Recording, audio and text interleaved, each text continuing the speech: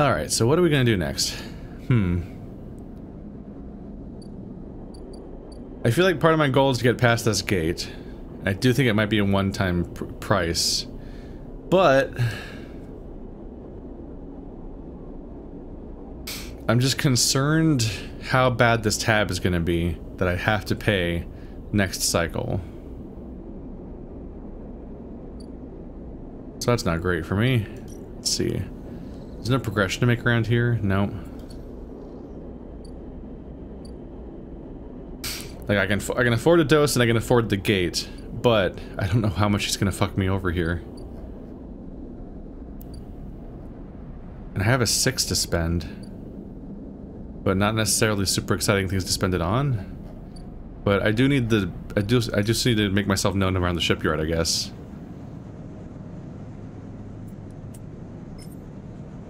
%100% positive. I think that's always what a 6 is though, right? Yeah. Also, I'm +1 at both of these, but this one can give me scrap. Let's do that.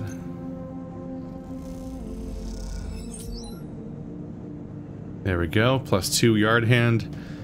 It's gonna take a bit longer to get there. I'm being paid an exposure, and I don't even know what the outcome is. It's brutal. But I had a dice to spend, though, before I sleep and find out the hard way what's gonna happen tomorrow. How bad's this guy gonna fuck me over? Man.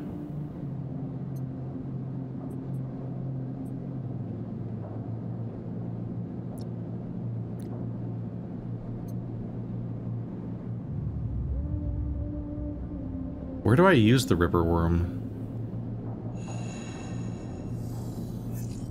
Is this all content that's hiding behind the other side of the world? I'm back down to 4 already. No! I forgot to- God damn it, I meant to go eat. I forgot to go eat. God damn it. Alright, well how much is this? 58.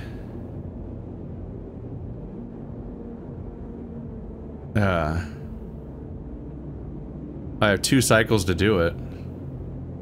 I might as well wait as long as possible then. Because it probably starts, he probably starts the cycle over.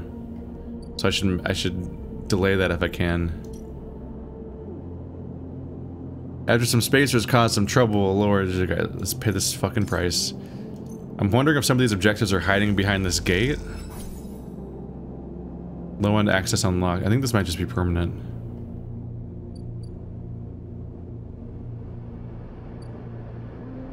The Free Spoke. The Towering Transit Hub. What's over here? Do I need to ask around here too? Block maintenance. Oh, maintain the block. Maintained by their residents, the ramshackle blocks are always in need of repairs. Helping out's a good way to make friends. Or play Tavla. The clack of filter caps can be heard in every concourse on the low end, as residents play rotating rounds of this game for cryo. Well, I'm bad at Intuit, but I'm good at Engineer, so... I guess this is how I'm gonna be making friends around here.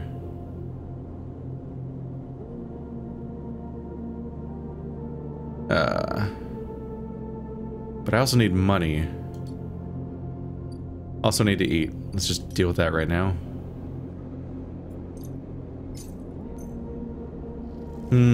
Back down to 4 dice sucks.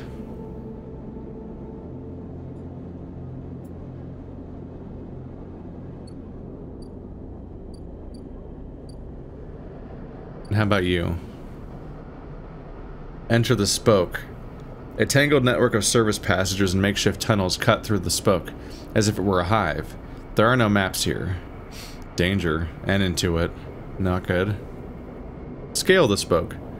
Blistered with precarious elevators and stairways, the spoke can be navigated from the outside, but the climb requires bravery. Spoke climber. The spoke is layer after layer after layer of dense urban fabric. The only way to explore it is vertically. So I can explore this place. I don't even know what for. But it's not skills that I'm good at either. Goody. Let's review the what we need here. So I can still do bar shifts, but they don't progress anything. That's just a way of getting money. Or I can build the still with my engineer skills. It's not easy. Wow, is it not easy? I need 12 points? You need to cut Talow's tank down and turn it into a still and a fermentation tub, as well as setting up the room for distilling. It's a big job.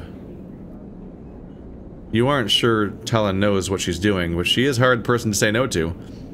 So it looks like you are building this thing. Man.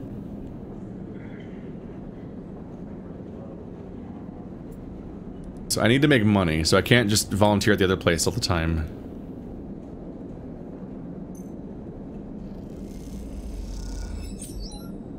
I need at least enough to pay that guy.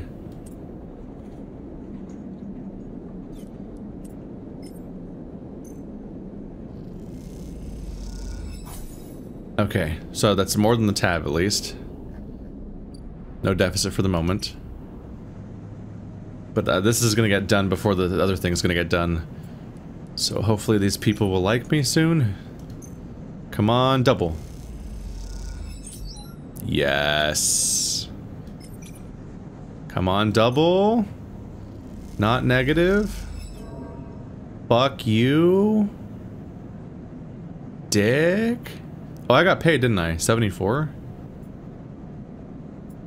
I think they actually paid me. I thought they didn't pay me here. Maybe I was missing it. These cycles are going faster.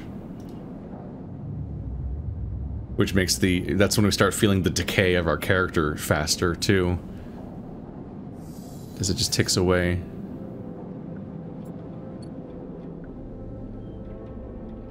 Gotta go eat again.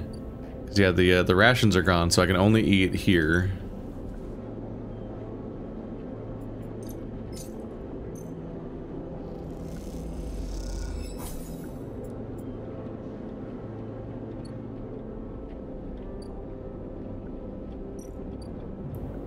I might get in trouble if it fills up. I think I might need to do it now. You prick. That's so much money.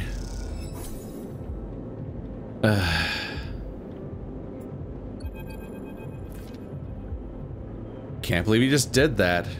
Ethan's mocking laugh comes from along the bar. You look over to see him leaning across it in a pool of light, empty glasses and spilled drinks glinting around him. It's always dark in the compressor. But this cycle, the place is packed. A load of spacers mixing with the locals. Usually they run. Ethan spins a glass on the bar. Or they go spend their savings on some local heavy I have to put down. They don't pay.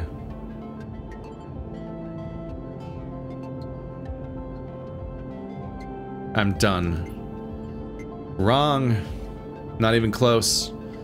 Ethan gets to his feet. The glass falls and smashes, but he doesn't seem to notice.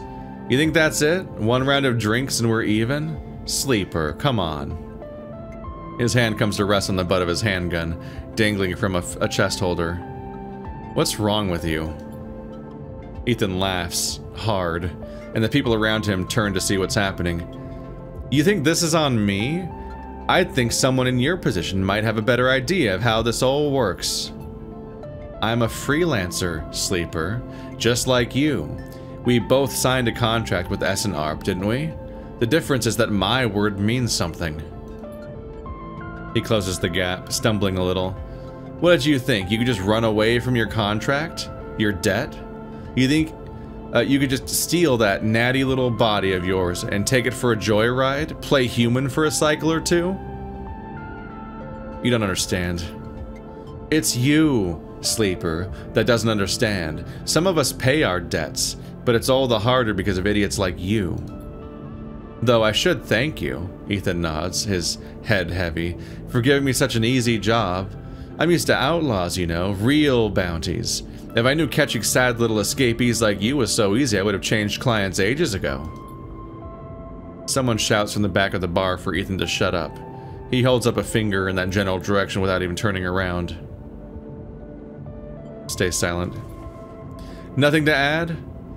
Ethan turns and walks back toward the bar. Good. Lesson learned. Ethan sits heavily back down on his stool and searches through his glasses for one with something left in it. The thing is, Sleeper, I can find you anywhere. It's actually wild that you haven't figured it out. That body isn't yours, and it will always betray you, no matter what. He finds a glass and downs the contents. So, please, go. I'll catch up with you whenever I need another. He laughs and taps the bar for a fresh drink. Look at yourself. Give it up, Sleeper. I'm done teaching you for today. He settles his head on the bar and closes his eyes. I'm sick of you. Go find a job. You turn on your heel and are out. Out of the cloying dark and the sweat stench of the compressor. You walk hard and fast down the hallway, anger driving your footfalls into the metal on the rim like hammers. Oh, what a piece of shit. Oh, paying his tab gave me a point, though.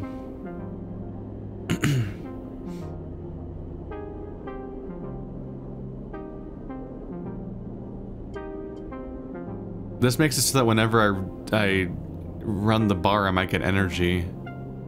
It's probably worth getting, honestly. If that's gonna be my job now. Fucking Ethan. Alright, well, he's just gonna take a bunch of my money over and over again until I can get rid of him. What a pain in the ass. If I save up money, I can put it towards the scrap freighter situation, but that's its own kind of expensive as well. Let's finish ingratiating. Love me, please. 100% chance of positive. Let's go.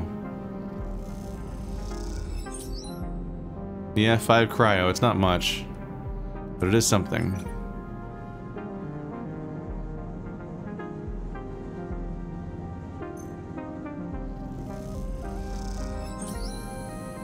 There we go.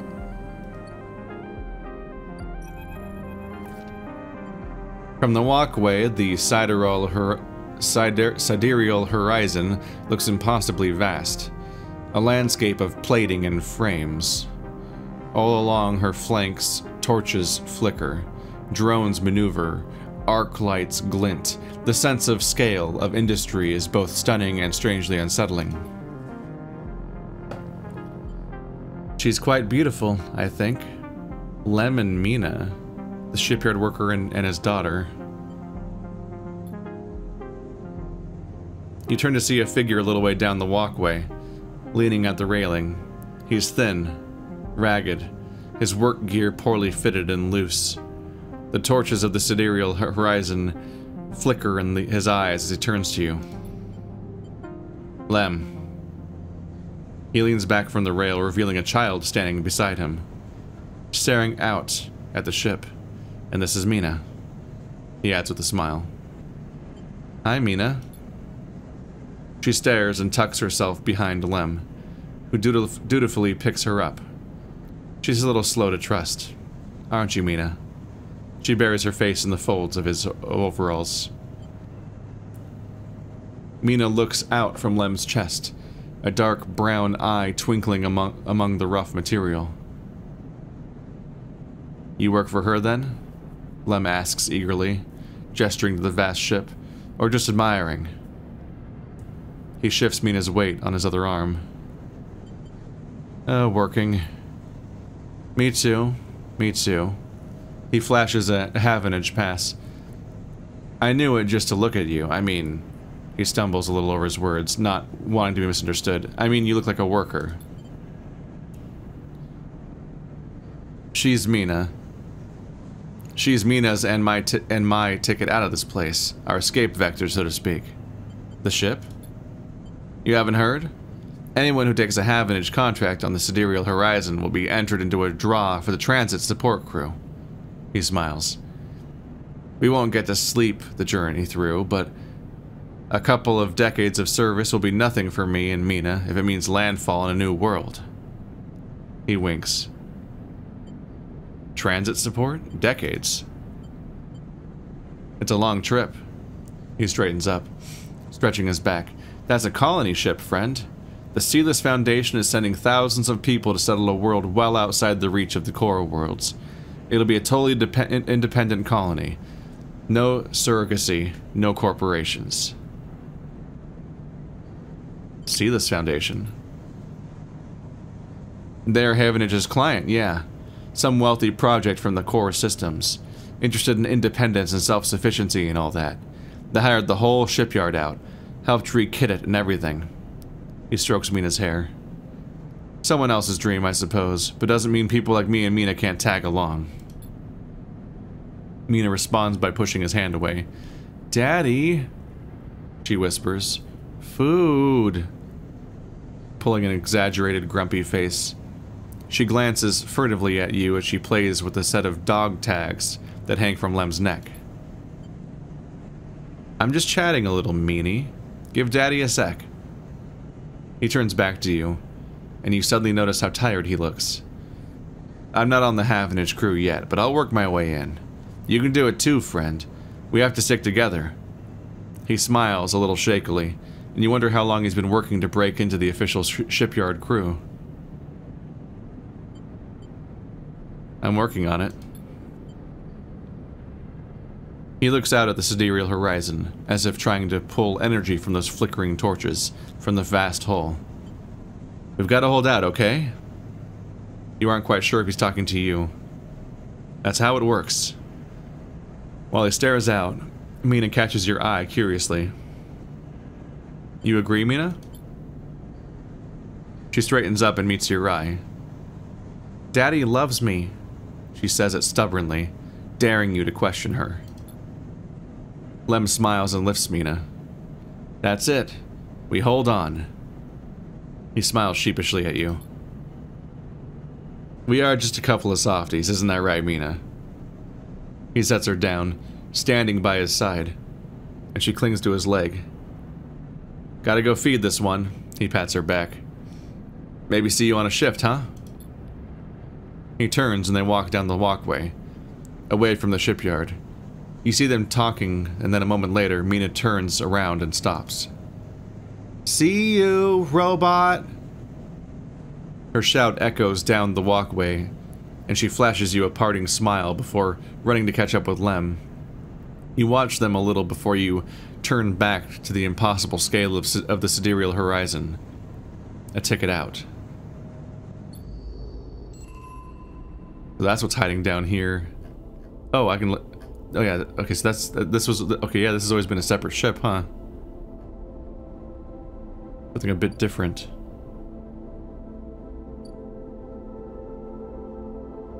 Havanage offices.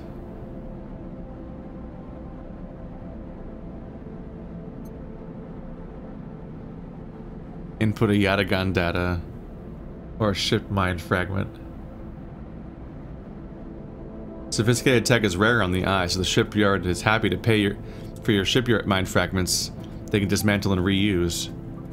Oh. There's a way to profit off of those otherwise if you don't need them for your objectives still, or if you decide the money's worth more. A slate in the office that advertises that Havanage are looking for informants on gang activity in the eye. They'll pay. Alright. Did we get a point from... Nope, not from that. Well, that's interesting. There's a group of people putting their money and resources together to try to escape this lifestyle, essentially. They're gonna go off and try to colonize a new planet and just become a new society, which is risky because you take that kind of trip and it's a one-way trip and you cannot come back, so you are not... There's no take-backs on any regrets you have. But there's this, like, distressing element of, like... Was it the movie Passengers or something like that? Is a bit like this, but, like, the, apparently those two are gonna have to work on the ship the entire trip. So everyone else goes into cryo, and they wake up on arrival at the same age, without the feeling of time passing or whatever. But these people are going to age on this ship. So this girl that's like, what, like 4? They'll arrive there and she'll be like, what, 24? or older. They said decades. I don't remember if they said exactly how long it'll be, but it'll be a lot. She might spend half her life maintaining the ship, and her dad might die on the trip if it's a long enough trip. And I think that's why he said it's somebody else's dream. But there's just this idea that if you have the hope, just that level of desperation is necessary just to escape how shitty things are here. The question is whether it's even a viable option for us, because at the end of the day, we need our injection, and that's it. So if I can't get it on that trip, then it's a moot point, isn't it? Alright, so trying to figure out what to even do next. Ba-doop-ba-doo. My chance of getting scrap is going away soon, but is it worth it? What's work looking like now? Interface and engineering. You can become a junior tech or a welder's mate. And that goes towards quality control? Shipbuilding spots on the sidereal horizon are hard to come by. Poor work will see you dropped from the roster. Oh. You have a spot supporting the weld team. Good place to prove you know how to put a ship together. Well, I know more about engineering than interfacing. It's probably the place to try to do this. I guess if I do a bad job anywhere, I just get dropped from the team. It's kind of terrifying. So I have to give them my best work, essentially, or I fail the whole thing.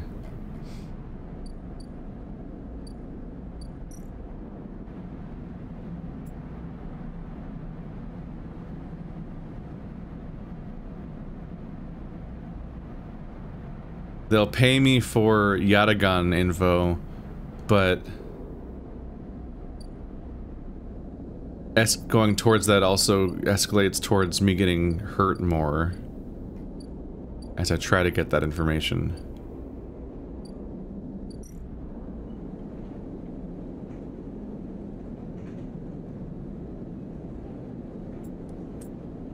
For now, I just need some more money again. Chipping away at that grind, it's not that good overall.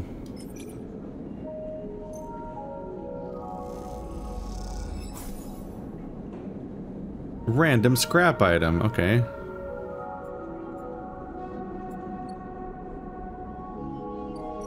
Random scrap is pay.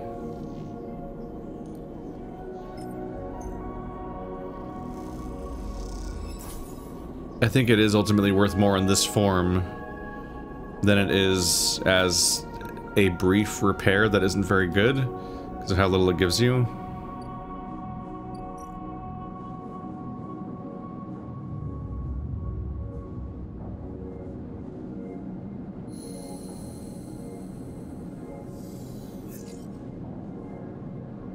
Hello, 6665. They're gonna be my best buds here.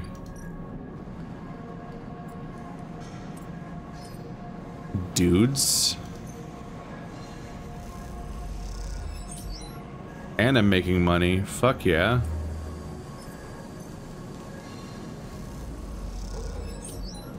Just gonna go in and be a badass today, and the day's gonna be over in like 30 seconds.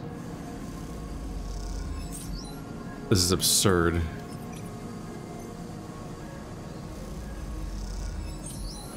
There we go. So how does that actually work? Did I win already? Because this is the negative thing. So...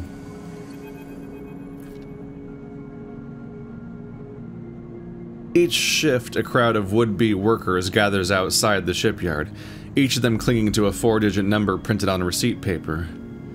These are their assignment numbers, and you are either called for a shift or you aren't. As you arrive, the crowd is restless, and chatter rumbles through the lines. For those who, like you, have graduated to the work teams, shifts are guaranteed. Having just walked out of a meeting with a supervisor where you were praised for your efforts, you feel the glow of a job well done. You can't help but feel empathy for those huddled as you pass, waiting for their number to come up. You keep your head down as you leave the shipyard, feeling a little guilty as you do. Hey, sleeper, wake up. Wait up. Lem's voice trembles as he shouts above the rumble of the crowd, and you turn to see him pushing through, Mina crying in his arms. Lem. Good to see you, friend. He's breathing hard after shouldering through the waiting workers. You made the work team. Good for you. He tries to catch his breath, stroking Mina's hair as he does. Shh, baby, give me a second here. He smiles weakly at you as he comforts her, and her cries start to fade. Out of the crowd, he sets Mina down by his side. Shiny streaks down both her cheeks. As he does, you see he is clutching an assignment number on a crumpled piece of paper. Waiting on a shift? Uh-huh. You know how it is. He puts his hand on her shoulder, and she clings to his side. Esther, who usually takes her, is sick. He stretches. I don't know. A noise sounds from the entrance, a klaxon, followed by a list of numbers growing brightly on a growing brightly on a display screen. The crowd responds instantly, pushing and pulling as people try to wade to the entry checkpoint. Lem stops and turns back toward the crowd, then glances down at the crumpled paper. That's my number. Shit, Mina. He starts patting the pockets of his gear and glancing around. Go. I'll watch her. He blinks a little, staring. Thank you. He crouches to Mina. You're gonna stay with our friend here, okay? They're gonna keep you safe, and... He stands back up. Here, take her bag. He shoves it into your hands. She's got food, she's got... Shit, I gotta go. He backs away into the crowd. Mina, I'll be back real soon, okay? Be good.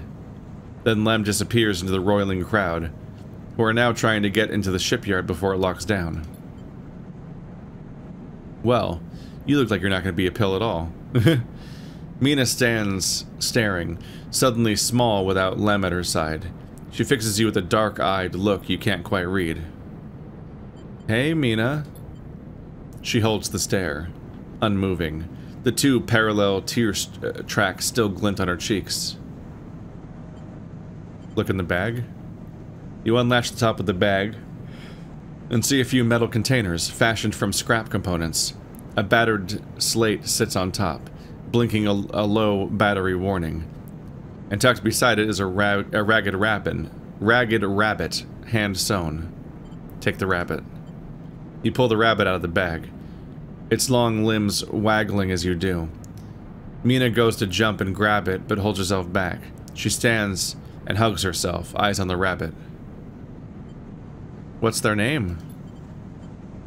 Mina turns away and looks at the entrance of the shipyard. This isn't going well. Give her the rabbit? You hold the rabbit out and Mina snatches it from your hand. She hugs it tightly without looking away from you. Bun, she says, staring you down, ferocious despite her size. Hi, Bun. You move a little closer as you speak, closing the gap. He doesn't speak, she says. She looks at you suspiciously, but her face softens a little. She waggles Bun in front of you and then walks him up your arm and onto your shoulder where he sits. She pokes your arm a couple times. Are you really a robot? Sort of. Yeah, she thinks. Me too. Mina has more questions, lots of questions. Questions about how you breathe or if you rust. But before long, you're talking about rabbits. And what Esther, the lady who usually takes care of her, smells like. And whether or not fairies live in the eye's heating pipes. You pass the time like this, sitting side by side on the floor of the walkway as others pass by, sometimes talking, sometimes drawing on the slate, sometimes playing with Bun Bun the rabbit. And this is how Lem finds you, just as both of you are starting to yawn.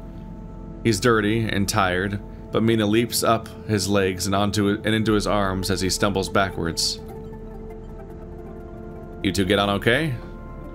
He asks, trying to keep Mina from climbing onto his shoulders. More than okay. Mina shoots you a smile from Lem's arms, her suspicion gone. Well, well, well, looks like Meanie can be nice. He pokes her in the ribs and she squeals in delight. Thank you, friend. I mean it. He gives you a warm, wide smile. I owe you. Look. He glances around. It seems like Esther, the lady who usually watches her, is gonna be out for a spell. If you ever have some time, I'd really appreciate you coming down to our place in the low end. He grins sheepishly. If you have time. But now I have to take this one to eat. He plays at biting Mina, and she giggles in response. See you, sleeper.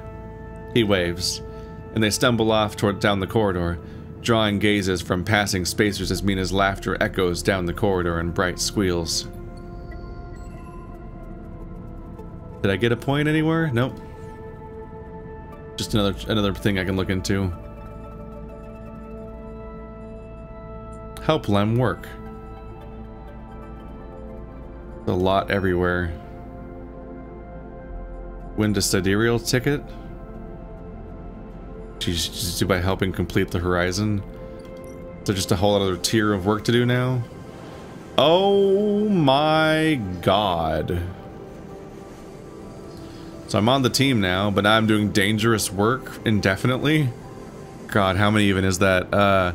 1, 2, 3, 4, 5, 6, 7. Is it the horizontal line? 1, 2, 3, 4, 5, 6. Okay, so it's 24. It's 90 degrees is 6. Whew. Man. Well, I have work for a while. It's just that I need to use high numbers on it, or I can just legitimately be in danger, which is worrying. I can get a +2 bonus if I save up... Oh, 3 points. Fuck. That's actually a ton of points compared to anything I've ever had before. Not especially likely. Let's see, I need to eat. Not yet dealing with this asshole.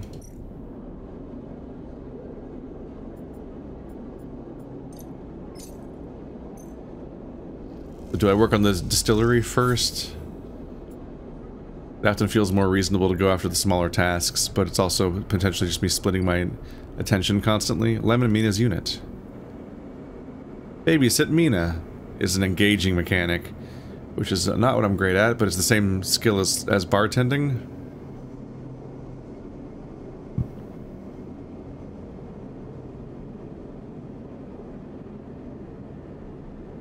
This is kind of brutal. So this will qualify. This is how you get Lem to be able to qualify for the lottery. Otherwise, he's just left out completely.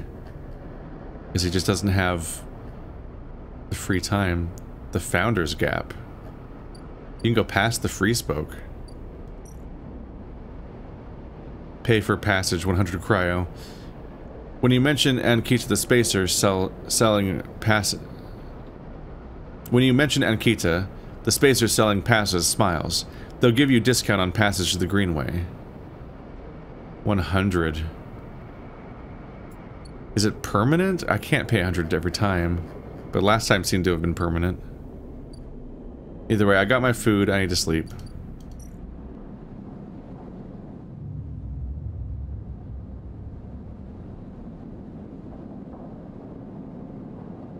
That was a huge spike of good rolls.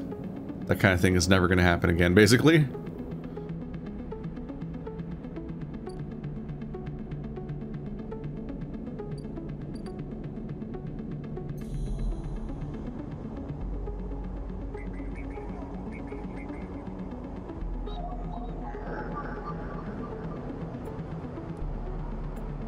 It's one thing I can spend a 1 on.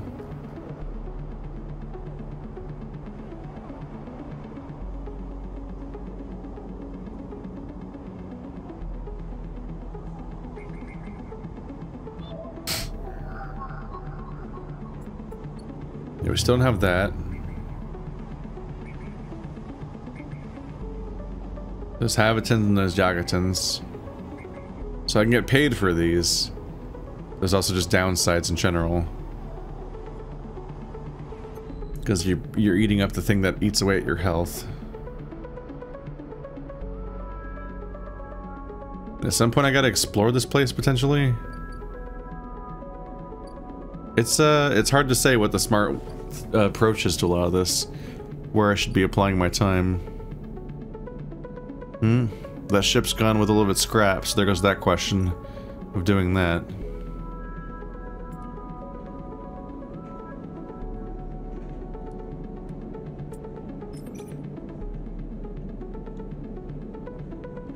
What does the negative thing even do here? Just make me lose energy? Let's see, I should use this one here because it classes up into a higher quality thing. So the 3 becomes a 4. Oh, that's not the right threshold, is it? It's the 2 that'd become a new threshold, I guess.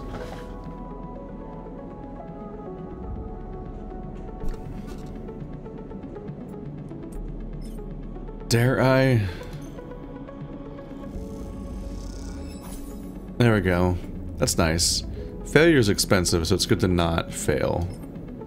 Or a bit.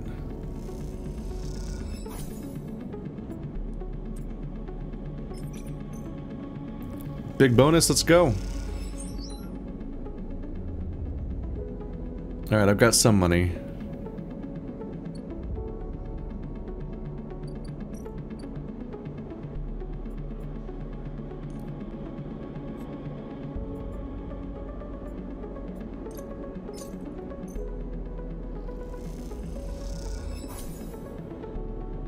I was even looking to get some scrap out of this at some point.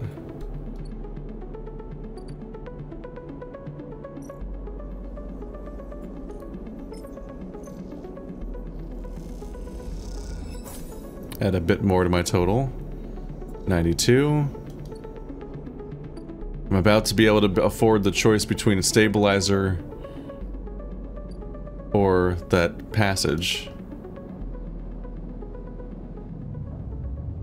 Not fun things to hit against each other. But you can... if you can keep grinding this stuff out, you can eke out a living. You can keep this balance going, even if it involves paying off the stupid bounty hunter. But I doubt the bounty hunter is an indefinite thing. You would figure at some point he gets bored, which is part of the concern.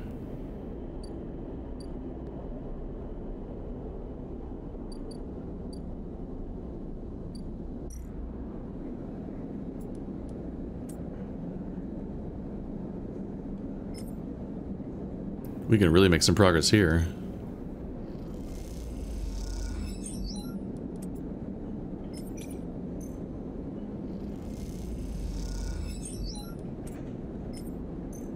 Unusually lucky rolls.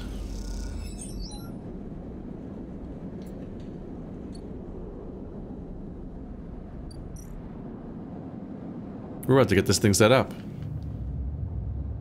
And maybe they'll even come in with some... That ship's coming in that can sell me sometimes. There we go, ship mine fragments. They only sell 2 though, and I need 3. So you still need to get some from the RNG ship. Which sucks. Also spending 120 on that sucks. There's a lot that sucks. And this guy's on its way to being full up on being a piece of shit again. Where is he? Oh.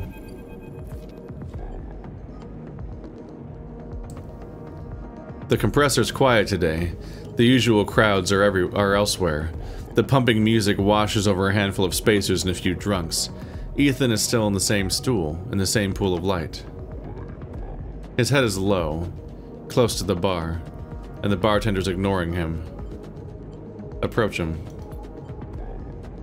You get closer, and he lifts his head and turns. Sleeper. He turns to look at you. Time to pay up again, is it? He gestures to the bartender. Come here. Take their chits. No more, Ethan. Ethan doesn't even look at you. He props his elbows on the bar and holds his head. Sleeper, it's been a long cycle. I don't care. Ethan lets out a long sigh. He rapidly rubs his eyes with his palms. You are right, he says quietly. This isn't fun anymore. He reaches towards his holster. His elbow slips and the gun tumbles out. It clatters on the bar and falls to the floor, bouncing on the ground between you. Both you and the bartender look at the gun, stare at it. Butterfingers, says Ethan, and puts out a hand, beckoning for you to give him the gun back. If you could. The bartender looks at you warily. You crouch down and pick up the gun. Point the gun at Ethan. Ethan turns his head in your direction a little, a sharp, pale eye locking with yours. The bartender backs away. Oh. He turns on the stool. Oh, sleeper. He stands. This is more like it. Pull the trigger. You don't wait, you pull the trigger. The gun clicks, but now all the attention is in the bar is on you and Ethan, who looks at his gun with a bemused expression. The bartender raises an open hand, and in it are 10 shiny bullets. 10 shiny bullets he took out of Ethan's gun while he was asleep on the bar. Ethan smiles at the bartender. Oh well, he says, and grabs the gun, slamming it back into your face in a single move.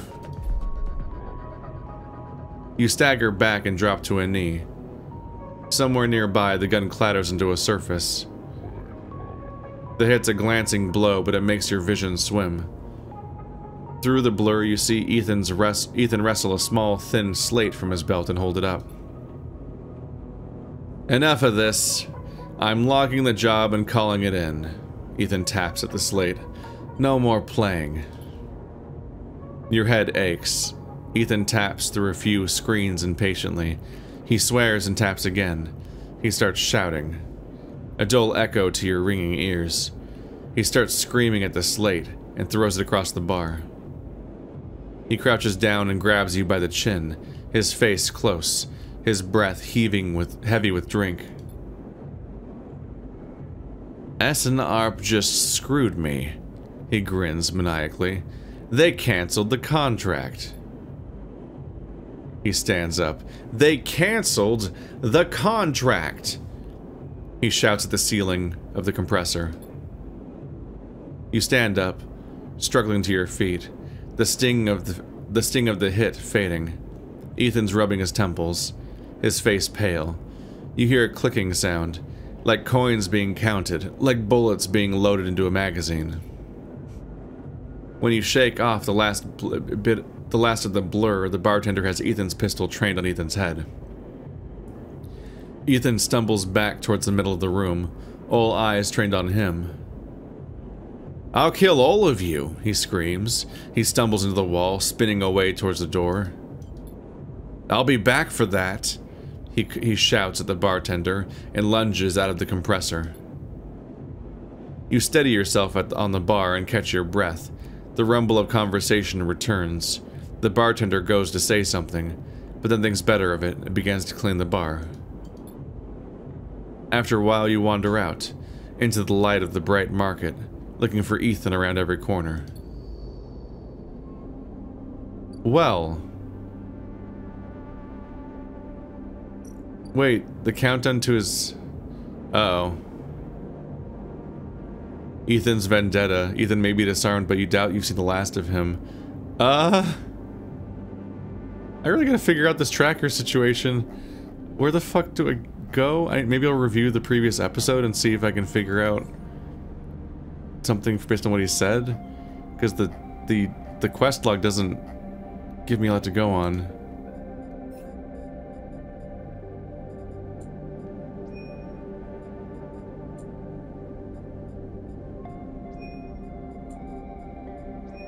Thought I saw something move, so I tried to spot the motion again. Like, by my understanding, this is the entire ship. And there is not a yellow dot anywhere. Do I have to get across there?